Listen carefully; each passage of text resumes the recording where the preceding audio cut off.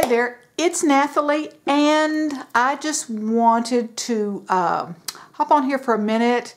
You know, there's a little saying that says, it's better to be thought a fool than to open your mouth and remove all doubt. Well, this is going to be funny if you'll stay with me for just a second. So, to start off with, I had seen several things on YouTube that said Tuesday morning haul. And I'm like, oh yay, Tuesday mornings. Okay, great. I didn't have a clue that there was a store named Tuesday Morning. And so I would see all these really cool things that these people got on Tuesday mornings rather than at Tuesday morning. Anyway, went to, antique shopping with some friends of mine. And right next door to the antique shop was a store named Tuesday Morning. So I'm like, oh, this must be what they're talking about. Well, they have the greatest craft selection. Anyway, so I picked up this Texture Boutique for like under $20. And I thought, oh, this will be great. I can do some stuff with my mixed media. And so let me just say that it does a really great job of making these wonderful textured images, papers, cardstock things. And I thought, well, I'll just cut with it. Well, I hadn't Googled or YouTubed or any of that stuff, and so I ran it through there with, I had bought a few little Tim Holtz cutting kind of grungy pattern things and got those at Tuesday Morning also. And I thought, oh, these will be fun for my mixed media stuff. So, and I looked at the instructions, and of course, I'm sure y'all do that too, and just jumped right in. But it's not for cutting. But I thought, surely there's got to be a way. So I knew not to use this. I didn't want to mess that up. These are my plates for doing the texture stuff. And so, let me just say again, this is designed for texture, not cutting. But I thought it's only $20, so if I break it, I break it. So there we go. And so I went to the Dollar Tree and I got some little cutting mats that are thin. They're about like this shim that comes with this. And so and you can see the little impressions in there where I tried to cut. Yep, I did. But it's just an impression. It didn't cut through.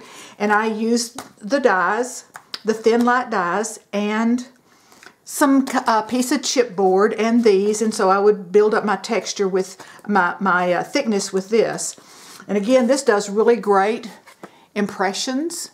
And I thought, well, I can use these. Yeah, these are going to work. And so then when I tried to cut, let me see if I saved some of my cut stuff. Well, it just didn't, it would cut pieces or parts. And so, all right, so that's enough of that to talk about that. So I tried several different things of layering and didn't want to break it if it was too tight.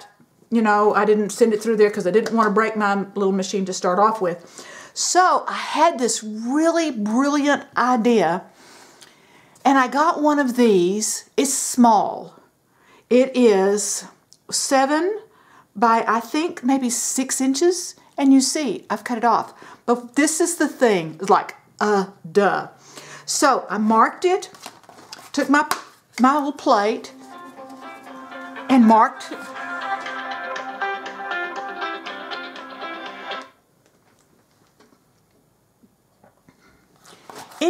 Anyway, I took my little plate that came with the Texture Boutique to mark my size of this wonderful little Olfa cutting board. And I thought, it's a cutting surface. This will work great. Perfect. So I grabbed my trusty razor knife.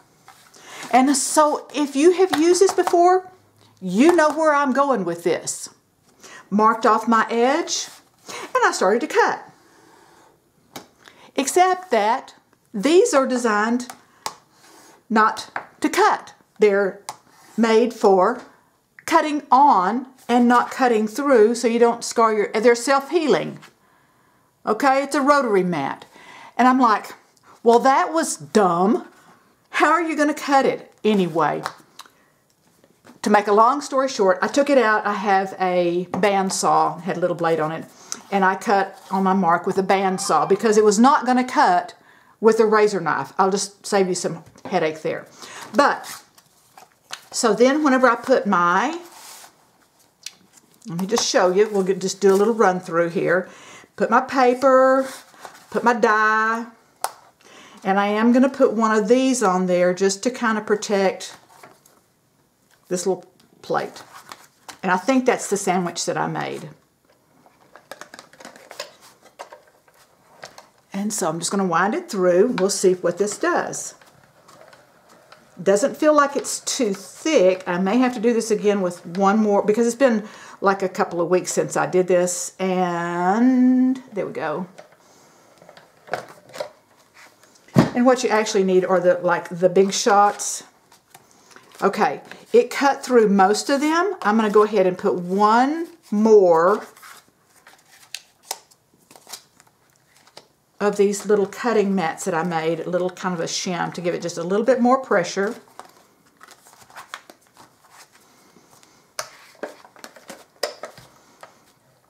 And that may be too much. It may just need another piece of paper under there. I think it's going to work. It's not cracking or anything like that, so here we go. Squeaking sounds like my bones, my joints.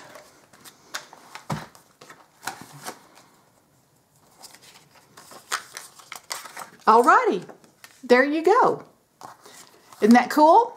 All right, let me move this out of the way. That's what I ended up with by using the Texture Boutique, the plates that come with it, an Olfa rotary mat that I cut to size with a bandsaw because you're not going to cut it with a razor knife. All right, thank you so much for watching, and I will see you next time. Bye.